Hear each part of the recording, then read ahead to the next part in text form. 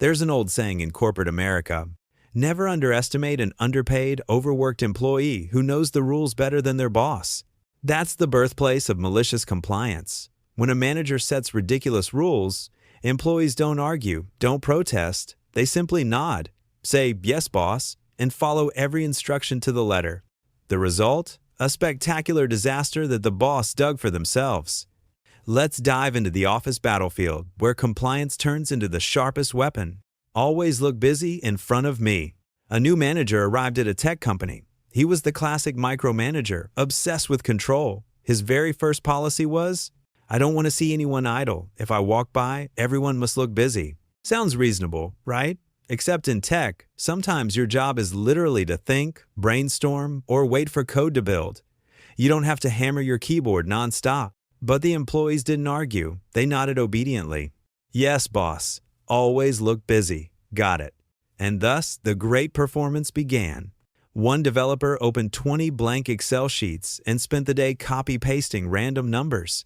A tester typed over and over, "I am busy, I am busy, I am busy," until the screen filled with nonsense text.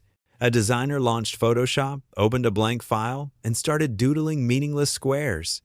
The entire office became a silent theater, each person starring in the role of super busy employee. The result? Productivity collapsed. Deadlines slipped 2 weeks late. Upper management called the new manager in. "Why is your team failing to deliver on time?" The employees simply replied, "We did exactly what you asked. We always look busy. Do you want us to actually be productive instead?" The manager froze. For the first time, he realized he had been outsmarted by his own rules. Lesson: if you care about real results, trust your employees. If you only want appearances, appearances are exactly what you'll get. Nobody leaves before 6 p.m. At a marketing firm, the boss had an obsession with keeping people in the office. Even if work was done, nobody was allowed to leave before 6 p.m. sharp. Anyone leaving early was reprimanded. The employees didn't complain, they simply complied. By 3 p.m., everyone had finished their tasks. The office then transformed into a silent karaoke bar. One group played Uno. Another streamed Netflix with headphones on. Some took naps at their desks. Others ordered food and turned the office into a mini diner. When the boss walked by, everyone was still at their desks, screens glowing, looking busy. But no actual work was being done. At exactly 6 o'clock, the entire team stood up, powered off, and left in unison. After a month, clients were lost, reports delayed, deadlines missed. The higher-ups demanded answers. Why is your team working so many hours, yet producing less? The employees answered, "We were just following the rule. No one leaves before 6 p.m. You never said we had to be productive during that time." Lesson: if leadership values hours over results, employees will give them exactly that hours filled with nothing. No work outside the process. At a manufacturing company, strict policy dictated that employees must follow official procedures, no improvising allowed. Sounds safe, but reality disagreed. One day, the invoice printer broke down. The process said only the IT department could fix it. Unfortunately, IT was on a 3-day offsite. Regular staff knew the fix it would take 5 minutes, but since working outside the process was forbidden, they complied. Thousands of orders were delayed, customers furious, revenue plummeting. When asked, "Why didn't anyone fix it?" the employees calmly replied, "We followed procedure. Only IT is allowed to touch the machine." And yes, the manager who wrote that policy had to swallow his own medicine. Lesson: processes are guidelines, not shackles. Turn them into chains, and eventually the entire company suffocates. Write detailed reports of everything you do. One control-obsessed boss demanded, every employee must write a daily report detailing every task, every hour. The team complied immediately. Each report ballooned into 10 to 15 pages, describing every mouse click. Examples: 9 o'clock, turned on computer, entered password. Nav, DOIS, read email, took trays minutes. 9:05, left-click 3 times to open Google Chrome. Every day, the boss received 200 pages of reports. After a week, he was the one burnt out. Finally, he surrendered. "Okay, fine. Just give me 1-page summaries." Lesson: when leaders demand extreme control, employees can give them exactly that, so extreme that the leader drowns in their own system. And those are just a few glimpses into the world of workplace mayhem. In offices everywhere, malicious compliance isn't just a joke, it's a mirror reflecting managerial absurdity. And the funniest part?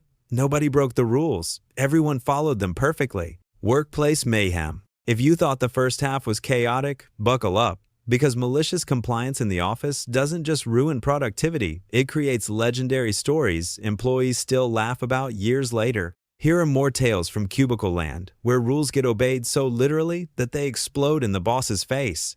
Reply all means reply all. A manager sent an email to the entire 200-person department. At the bottom, he wrote, "Do not reply individually. Use reply all so everyone stays in the loop." Employees, being the obedient creatures they were, followed the rule. The first reply was innocent. "Thanks, noted." The second, "Got it." The third, "Confirmed." By noon, everyone's inbox had 200 emails of "Noted, got it, thanks." The mail server slowed to a crawl, and critical emails were lost in the avalanche. The IT department had to step in, furious, demanding to know who caused the meltdown. Employees calmly forwarded the original manager's instructions.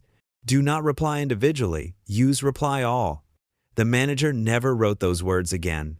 Lesson: be careful what you ask for because employees might just give you exactly that. At one corporate office, a manager became obsessed with dress code. He lectured employees constantly. Professional attire is mandatory, no exceptions. Shirts must be collared, shoes must be formal, skirts must be below the knee. Jackets at all times. Employees complied. The next day, the entire office arrived in Victorian-era outfits. Men wore tuxedos, complete with top hats and pocket watches. Women wore long hoop skirts and lace gloves. Someone even carried a cane. Technically, all outfits were professional attire, not a single rule broken. But the sight of a time-traveling boardroom was too much. Clients visiting that day thought it was a themed costume event. The dress code policy was quietly scrapped the next week. Lesson: overly rigid rules invite creative loopholes, and employees are masters at loopholes. One company introduced a strict rule. Lunch breaks must be exactly 30 minutes. No more, no less. Employees complied. At 12 o'clock sharp, they dropped everything, meetings, phone calls, even conversations mid-sentence, and marched out for exactly 30 minutes. Once, during a call with a $1 million client, the clock struck noon. The account manager said, "Sorry, it's lunch break. I'll call you back in 30 minutes. The client was stunned. The deal collapsed. When upper management demanded an explanation, employees simply handed them the policy memo. Lesson: flexibility keeps business alive. Strip it away and your business starves, just like your employees at 12 o'clock sharp. The overtime trap. In another company, a manager proudly announced, "We are a team. That means no one leaves until everyone is finished." So if one person had overtime, everyone had to stay. At first, employees grumbled. Then they realized they could weaponize this rule.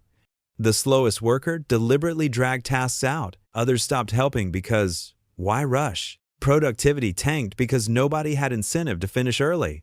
Every night, the entire office sat in silence, watching the clock while one person lazily wrapped up. Within weeks, overtime costs skyrocketed. The manager was reprimanded for blowing the budget. Employees just shrugged. We were a team. We stayed until everyone finished. Lesson: a bad rule designed to unite, the team will often unite them against the manager. Document everything? Fine. A quality control-obsessed supervisor demanded. Every action must be documented. Every phone call, every keystroke, every movement. If it's not documented, it didn't happen. The employees complied, flooding the system with mountains of useless logs. Turned on computer at 8:59. Typed password at 9 o'clock. Looked at clock at 9:01. Sneezed at 9:02. Within days, the documentation database ballooned into gigabytes of nonsense. Searching for actual data became impossible. When the supervisor demanded real metrics, IT told him, "We can't dot. The noise is overwhelming." The employees smiled. "You asked us to document everything, and we did." Lesson: micromanagement creates paperwork, not productivity. The mandatory meeting disaster. Some bosses love meetings. One in particular demanded, "Everyone must attend every meeting. Attendance is mandatory. No excuses. Employees complied. Even if the meeting was irrelevant, even if they had nothing to contribute, they sat there silent, expressionless, clogging the room. Meetings ballooned from 5 people to 50. Nothing got done. Projects slowed to a crawl because half the workday was spent in meetings that didn't matter. Eventually, a director asked why progress had halted. Employees handed him the rule: mandatory attendance for all. The director canceled the policy the next day. Lesson: a meeting with everyone is a meeting with no one. Workplaces thrive on balance between rules and flexibility, between guidance and trust.